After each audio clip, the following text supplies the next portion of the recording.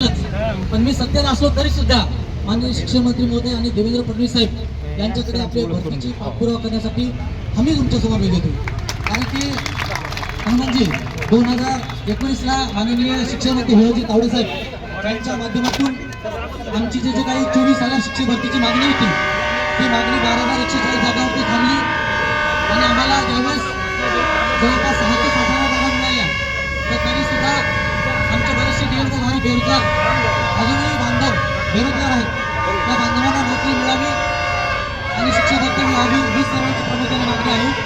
पण तुम्हाला विश्वास देतो की भारतीय जनता पार्टीच्या माध्यमातून मी सुद्धा माननीय देवेंद्र फडणवीस साहेब आणि आपले शिक्षण मंत्री यांची भेट घेऊन रखडलेली भरती कशा पद्धतीने पूर्ण करता येईल त्यासाठी पूर्णपणे पाठिंबा तुम्हाला देतो आणि तुमच्यासोबत वेळोवेळी कायम आहे. कारण मी सुद्धा बीएडधारक आहे, एक तुमचा बांधव, एक तुमचा सहकारी म्हणून बीएडधारक असल्यामुळे कायम तुमच्यासोबत आहे. मी कोणत्या पक्षात आहे आणि मी कोणत्या यापेक्षा मी प्रथम बीएडधारक आहे ही सर्वात महत्त्वाची मागणी होऊन तुमच्यासोबत राहतो आणि तुषार देशमुख सर व त्यांच्या सर्व सहकार्यांना आणि बीएडधारकांना मी माझ्या वतीने पाठिंबा देतो. जय हिंद.